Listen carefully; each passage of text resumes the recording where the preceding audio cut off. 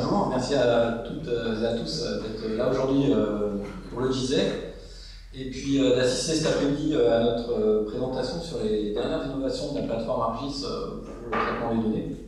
Alors moi je suis Yann Guaymo, gérant de la société Magis. Magis, c'est une équipe de 6 ingénieurs, tous spécialisés et certifiés dans leur domaine d'expertise. C'est une société qui accompagne depuis 2010 les nombreux utilisateurs de la plateforme ArcGIS sur le territoire et un petit peu au-delà en Polynésie aussi.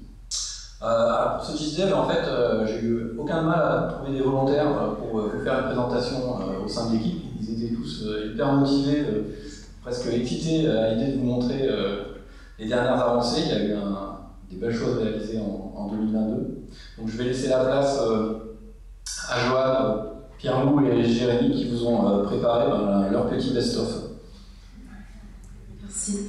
C'est un peu ça en fait pour cette présentation. On a été pioché parmi les dernières innovations, donc les sujets qui nous ont marqués un peu tous les trois.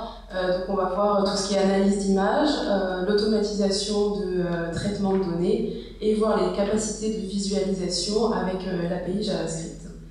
Donc avant d'aller directement, de faire directement des démonstrations, un petit point sur ce qui est la plateforme ArcGIS Online, car on va beaucoup l'utiliser là pour ces démonstrations. Donc sûrement beaucoup de personnes connaissent déjà cette plateforme et on va la réintroduire.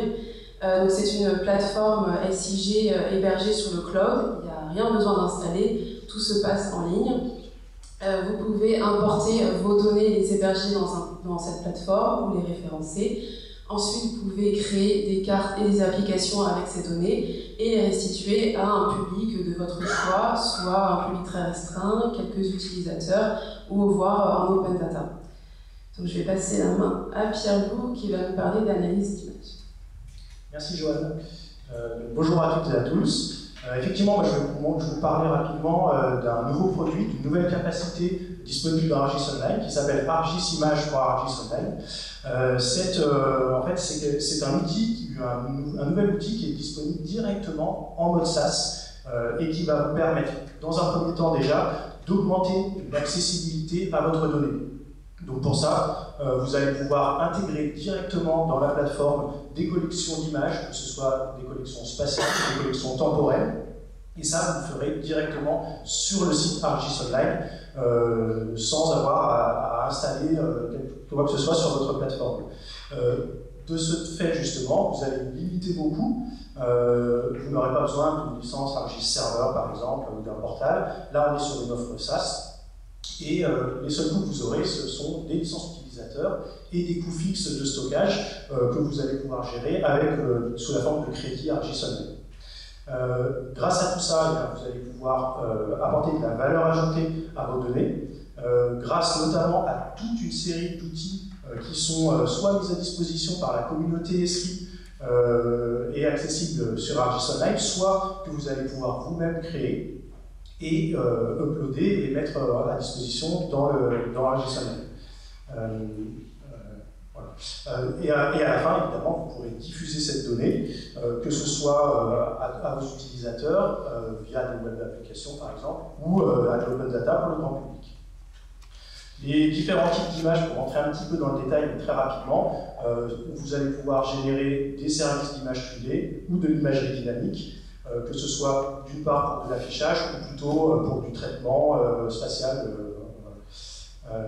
Les différents types de formats qu'on va pouvoir mettre en place, ce sont en fait la majorité des formats standards qui sont déjà disponibles sur ArcGIS Pro et puis gérés dans la majorité des SIG, du multispectral, des producteurs de données, des produits type Sentinel, et sur lesquels vous allez pouvoir surtout appliquer de nombreux traitements. Et pour ça, vous allez pouvoir par exemple faire des analyses raster directement dans la plateforme ArcGIS, ou bien même aller jusqu'à de l'intelligence artificielle sous la forme de deep learning.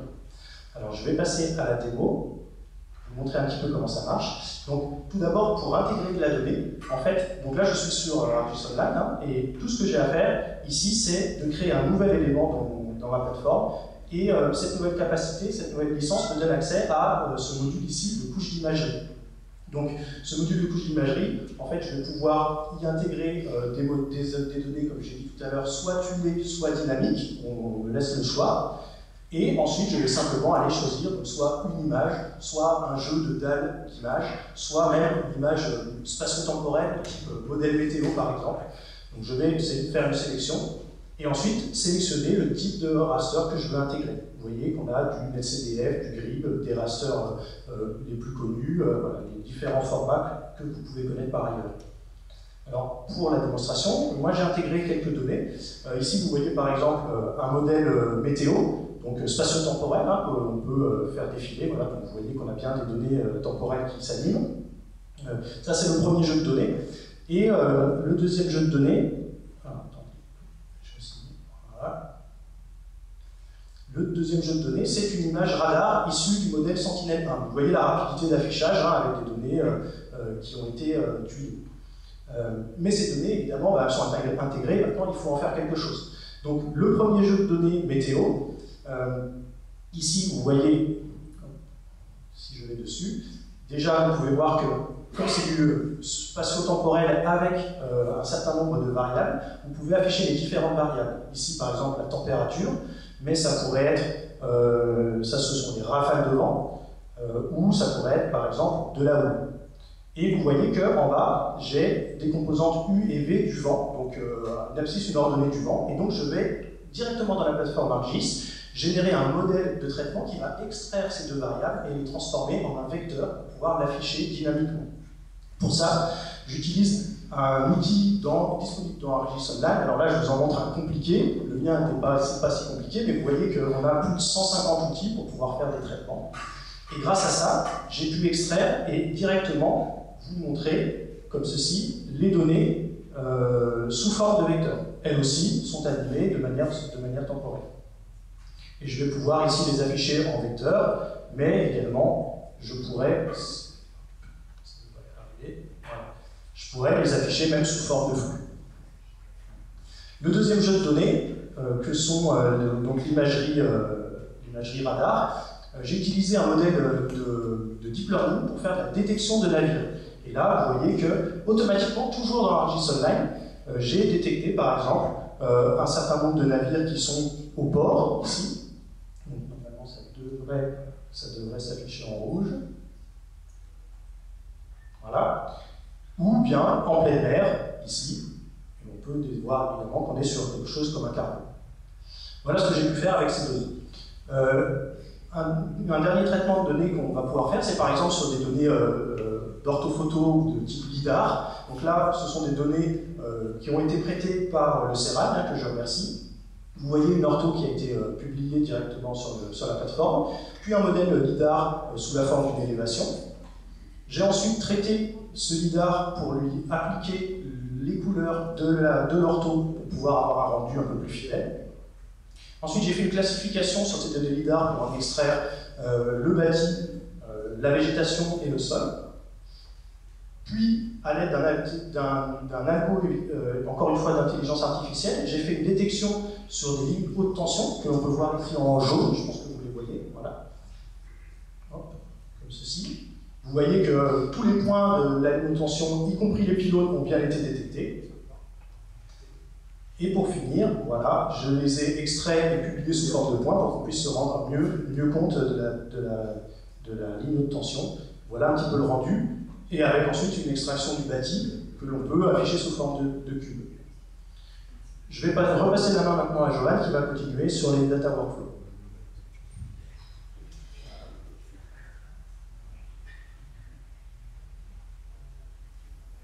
Donc, tous ces traitements d'analyse nous ont permis d'acquérir de la donnée un peu brute, que généralement vous n'allez pas ensuite besoin d'avoir à retravailler, la comparer avec une autre base de données, l'enrichir, la transformer. Donc tous ces enchaînements de traitements, c'est ce qu'on appelle les data workflows. Donc ces data workflows, vous pouvez les faire de manière manuelle, mais assez rapidement, vous allez avoir besoin de les automatiser pour les lancer rapidement quand vous le souhaitez de manière automatique. Et donc pour automatiser ces traitements, dans la plateforme ArcGIS, il y a à présent les notebooks qui sont intégrés. Donc les notebooks, ils permettent de coder de manière interactive. C'est un produit qui est assez connu dans le monde de la data, très utilisé par les data scientists ou data analysts. Donc c'est directement intégré dans la plateforme et on va pouvoir relancer chaque traitement via des tâches planifiées. Donc vous choisissez la fréquence d'enchaînement, ça peut être tous les jours, tous les mois, toutes les semaines. Et un autre outil directement en place dans la plateforme, ce sont les webhooks. Donc à la différence des tâches planifiées, les webhooks, eux, vont exécuter une suite de traitements quand il y a eu un événement qui s'est déclenché. Donc l'événement au sens SRI, ça peut être plusieurs choses, ça peut être l'ajout ou l'édition d'entités. Donc quand il y a eu cet événement, ensuite j'ai un autre traitement qui s'applique. Ça peut être le déclenchement d'un autre script ou le déclenchement d'un autre scénario fait avec des outils webhook connus comme Microsoft Power Automate, Integromat ou Zapier. Une petite démonstration.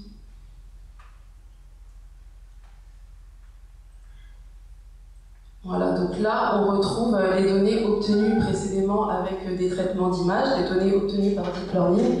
On a par exemple acquis de la donnée donc, sur la construction, des voitures ou des piscines. En carré rouge, donc, ce sont les piscines. Je vais m'intéresser à cette donnée. Là j'ai de la donnée brute. Maintenant, qu'est-ce que je souhaite en faire? Je vais pouvoir la corréler avec par exemple une base existante des piscines, une base officielle. Donc pour ça, je vais utiliser un notebook.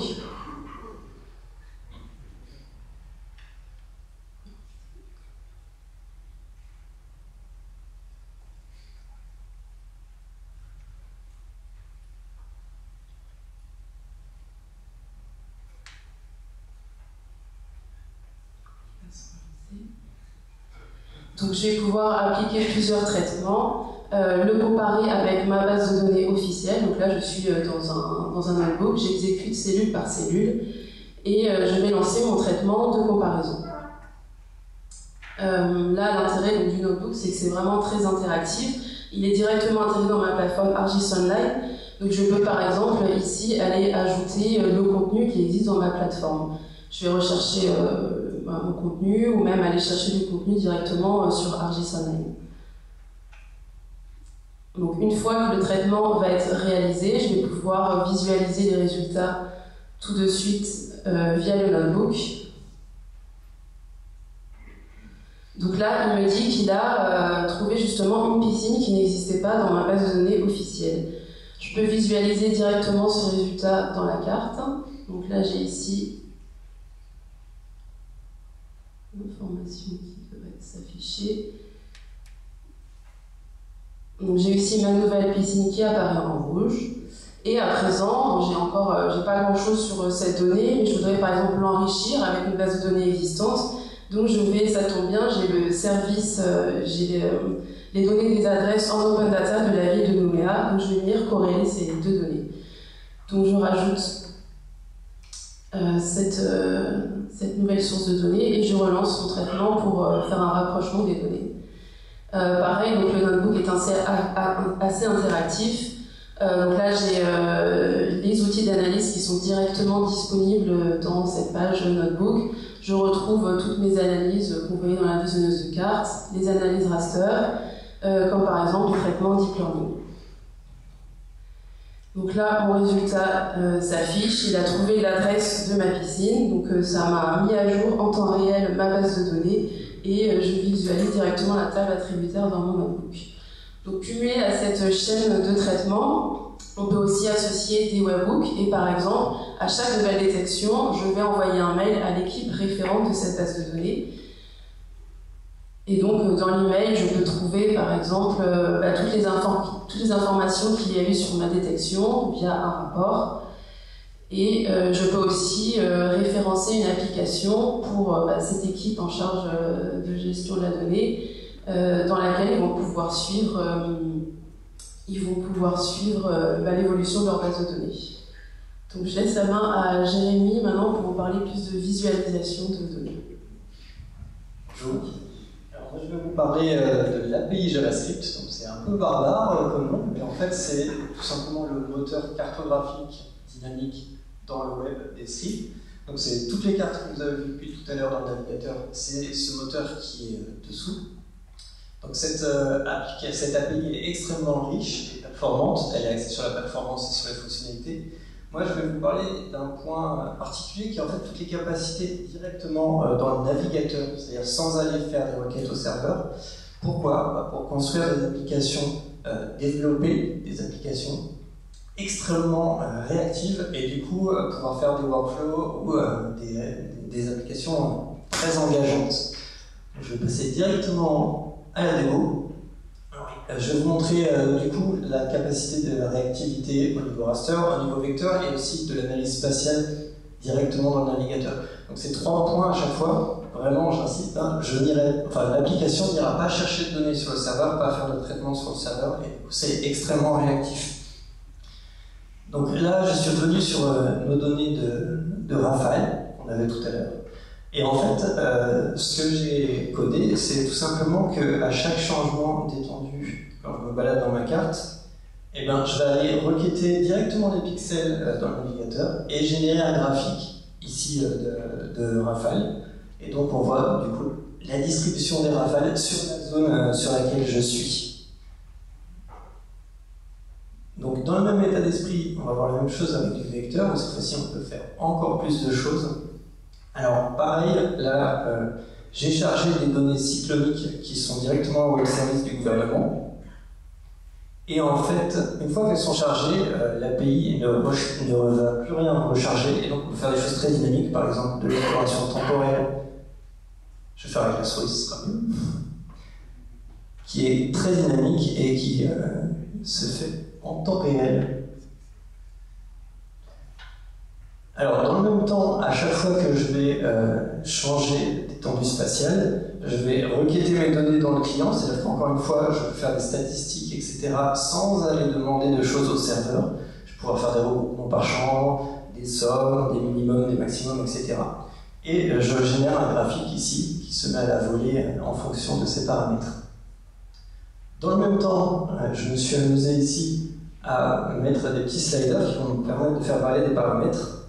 Ces paramètres vont me servir à la fois à changer mon graphique en fonction de la vitesse ou de la pression, et aussi à faire un effet visuel directement dans le navigateur pour mettre en avant les données que je veux voir. Donc, par exemple, si je baisse la pression, voilà, en temps réel, j'applique un effet dans le navigateur. Donc les entités qui ne sont pas concernées par mon filtre vont être grisées et floutées. Donc, il y a une grosse dizaine d'effets disponibles qu'on peut utiliser. Et dans le même temps, j'ai mis à jour ici mon graphique. Donc, vous voyez la réactivité. Hop. Et par exemple, je peux afficher sur mon graphique, je vois qu'il y a un seul cyclone en juin. Je peux l'afficher et aller le voir.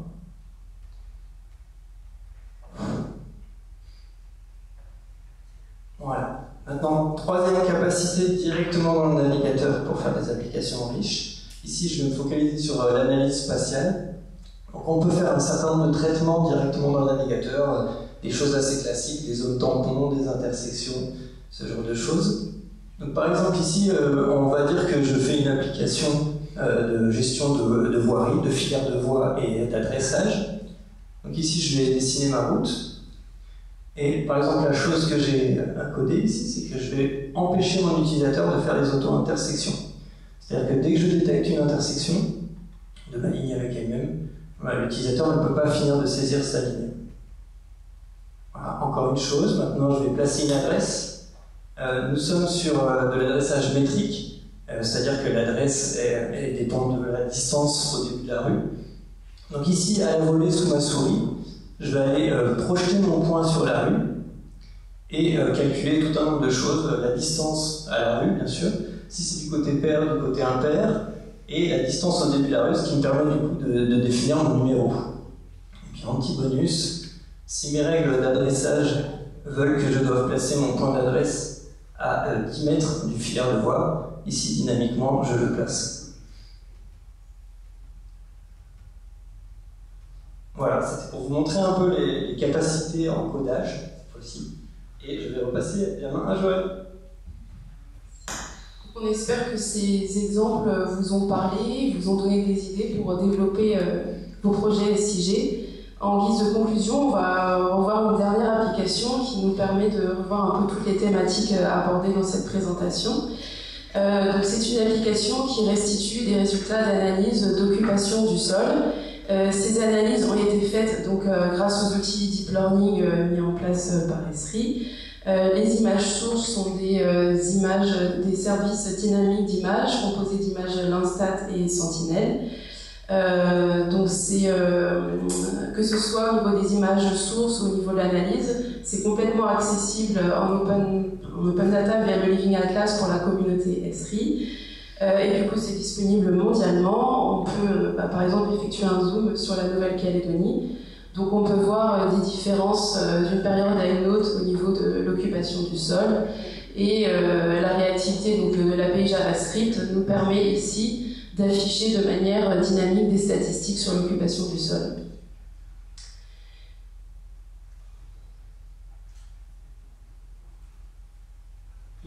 Donc merci pour votre attention. Et,